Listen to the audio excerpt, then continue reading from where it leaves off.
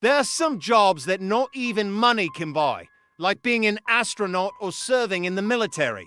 But there is also a less conventional job that no one seems to want these days: being a clown. Clowns are getting harder and harder to find, which is unfortunate for those who love their services. And if you need a clown for your party or event, be prepared to pay a premium price because they're definitely worth it. In 2004, a young boy named Tommy wanted a clown at his birthday party. Her little sister shrugged her shoulders and said, "I don't know. He disappeared." She turned slowly to Mr. Jingles and asked, "Did you take Tommy?" Mr. Jingles looked at her in shock and said, "What? No, I would never." She felt like she was in a horror movie and the creepy clown was somehow involved. Before she could think of a new plan, the other parents started arriving and Kim briefed them on what was happening.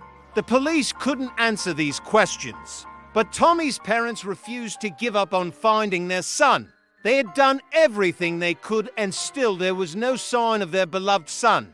They were desperate for answers and they were willing to do whatever it took to get them. They offered a reward of $10,000 for any information leading to Tommy's whereabouts. But even that didn't turn up anything. They plastered missing posters all over town and begged anyone who had any information to come forward. But it was no use. No one had seen Tommy. You never know what might be lurking around the corner. In this case, it was a seemingly harmless clown. But don't be fooled by appearances. Sometimes the most evil people are hiding in plain sight. It was as if he had vanished into thin air. And if you want to hear more creepy stories, stay tuned for more content. Thanks for watching. They all started searching for Tommy, but it was too late. Jingles had already taken the children away, one by one, and they wouldn't remember until it was too late. They blamed themselves for hiring Mr. Jingles, for letting their children play outside, for not keeping a closer eye on Tommy. But blaming each other didn't bring Tommy back. In fact, it only made things worse. But there's one important rule. He only performs once in the same town. After that, he moves on to a new city and takes his victims with him. Some say he's just a lonely man who wants to spend his days making people happy. Others say he's a monster who gets off on kidnapping children. Whatever the truth may be, one thing is for sure: Mr. Jingles will never be caught. He's too smart, too careful, too good at what he does. He's the ultimate predator, and he's always one step ahead of the law. They needed to focus on finding their son, not on blaming each other. Kim knew that she had to stay calm for the sake of her other children. Every day, they woke up hoping for a miracle, hoping that Tommy would be standing on their doorstep with a big smile. But every day they were disappointed. They tried to pretend that everything was okay, that Tommy would come back soon. But deep down they knew that might never happen. She picked them up one by one and asked if they had seen anything strange. They hadn't. They had all just been playing a game of hide and seek. Kim searched everywhere for Tommy, but he was nowhere to be found.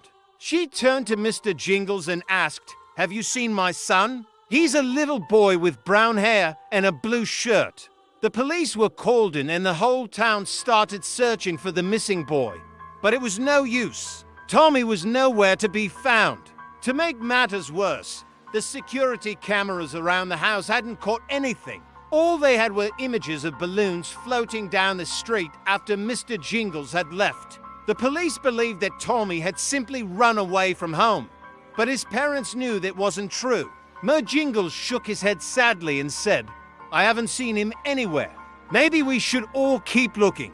Kim knew that Mr. Jingles was trying to help, but she was growing increasingly worried. She started calling out Tommy's name again, but there was no reply. He was turning 6 years old, and his favorite thing in the world were clowns. Jingles looked at the group of children and said, "I want to play a game of hide and seek," as if they had been separated from Tommy for hours instead of minutes. Kim was shocked and confused. How could they all forget that they had a brother? Was this part of Mr. Jingles' act? Before she could question him any further, more of the children started to forget Tommy. They stopped crying and went back to playing their games. He explained that he would count to 30 and then the kids could go hide. Whoever he found first would get a special prize. The children loved the idea and started running around the house and into the backyard. There was plenty of space to hide, and Mr. Jingles promised to be fair. So when his parents said they could hire him a clown, he was over the moon. They agreed on a clown named Jingles. But when Mr. Jingles showed up, he was late. Not just a little bit late, but an hour and a half late. But when he finally did show up, he wore a bright orange wig, a red nose, and a blue and white striped shirt. All the kids loved him. And after an hour and a half of waiting, Tommy and the other children didn't care that Mr. Jingles was late. They just wanted to have fun with him. He played games with them, told jokes, and made balloon animals. It was everything Tommy had dreamed of. Then something unexpected happened. Tommy's mother, Kim, noticed that Mr. Jingles seemed to be looking at the children a little strangely, but she put it out of her mind. When Mr. Jingles shouted, "Ready or not, here I come," she laughed and joined in on the game.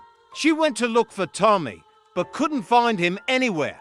She checked under bushes and behind trees, but he wasn't there. It took her about a minute to realize that he wasn't playing hide and seek anymore.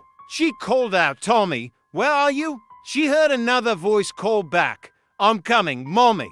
But it wasn't Tommy's voice. It was his little sister's. She ran over to her and asked, "Where's Tommy?"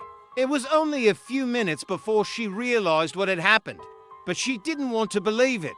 But when she asked them where Tommy was, that's when things got really weird. Each child said they didn't know. Kim was desperate and scared. Where could Tommy be? Had someone kidnapped him? Why did Mr. Jingles seem to know so much about what was happening? By the time Tommy's parents realized he was missing, it was almost evening. Who would want to hurt Tommy? And why would Mr. Jingles let them play hide and seek if he had planned on taking them away? Days turned into weeks, and the family's hope began to dwindle. As the investigation grew colder, the family started pointing fingers at each other. The family tried to move on with their lives, but it was hard. Some say that Mr. Jingles is still out there performing at parties, bringing joy to children and taking them away from their parents. This chilling tale is a reminder for all parents to be aware of their surroundings and never let their guard down. So what do you think? Is Mr. Jingles really a monster? Or is there more to the story? Let me know in the comments below.